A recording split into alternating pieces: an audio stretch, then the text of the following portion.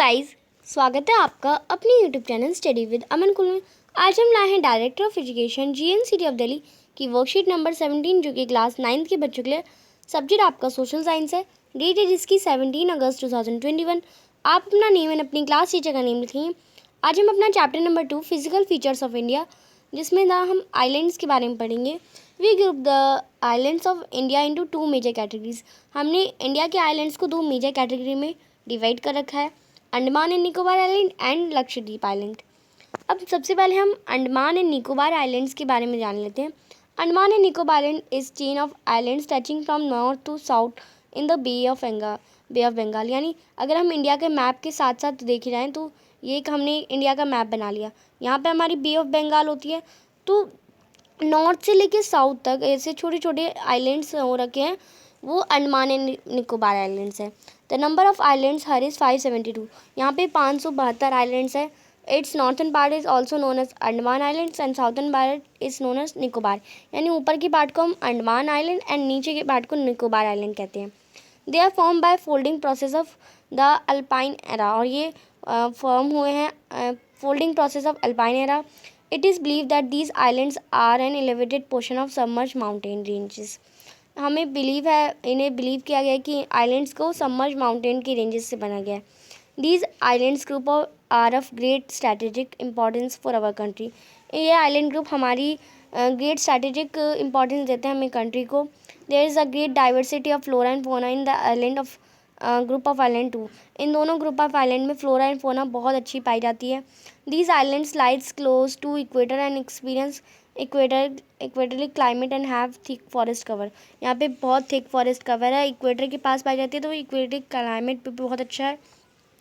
The highest peak of mount Andaman is mount sandal 375, और जो highest peak है अंडमान का वो है माउंट सैडल जो कि 737 मीटर है। अब हमने देख लिया the highest peak of Nicobar. Andaman की हाईएस्ट पीक माउंट सैडल थी जो 737 मीटर थी। निकोबार की हाईएस्ट पीक माउंट थुलर है जो कि 642 मीटर है। The region also has 2 volcanic islands, और इस रीजन में 2 वॉल्केनिक आइलैंड्स भी हैं। Barren islands India's only active volcano and Narcondam islands, और जो इंडिया ओनली एक्टिव है वॉल्केनो पे, इनमें 2 रीजन जो वॉल्केनिक आइलैंड्स है जो बोरेन और नारकोंडम आइलैंड्स है। अब हम लक्षद्वीप की तरफ देख लेते हैं थोड़ा। Lakshadweep group is lying in Arabian sea close to Malabar coast in Kerala. अब इंडिया का मैप हम दोबारा बना लेते हैं, ईजी सा बना लेते हैं जिससे हम बस समझ आ जाए। ये हमने इंडिया का मैप बना लिया। अभी इधर हमारा क्या होता है, अरबियन सी होता है। अरबियन सी के यहाँ पे हमारा केरला है। केरला के मलाबार कोस्ट के पास लक्षद्वीप पाया जाता है, ये हमारा लक्षद्वीप होता है। It is northern part of middle oceanic Cuttack, ये नॉर्दर्न पार्ट है मिडल ओशनिक कटक का। The group of island is compose of small corals. ये जो आइलैंड है, आइलैंड के ग्रुप है वो छोटे छोटे कोरल से बने हैं। They are 36 island found in it, यहाँ पे 36 आइलैंड्स पाए जाते हैं। Early they were known as Lakshadweep, Minicoy and Amindivi, और पहले इसे लक्षद्वीप भी कहते थे, मिनिके भी कहते थे या इमिनीद्वीप भी कहते थे। इन 1973 में इसका नाम लक्षद्वीप रखा गया। It is located in small area of 32 square kilometre, ये स्मॉल एरिया में ही है 32 square kilometre. Kavaratti island is administrative headquarter of Lakshadweep. जो कवरत्ती आइलैंड है इसमें 32 आइलैंड में से वो एडमिनिस्ट्रेटिव हेडक्वार्टर है लक्षद्वीप का। This island group has great diversity of flora and fauna. इस आइलैंड ग्रुप में भी बहुत बड़ी ग्रेट डाइवर्सिटी है फ्लोरा एंड फोना की। कोरल्स जैसे रहेंगे, polyps are short live semi microscopic organism which live in colonies. They flourish in shallow mud free and warm water.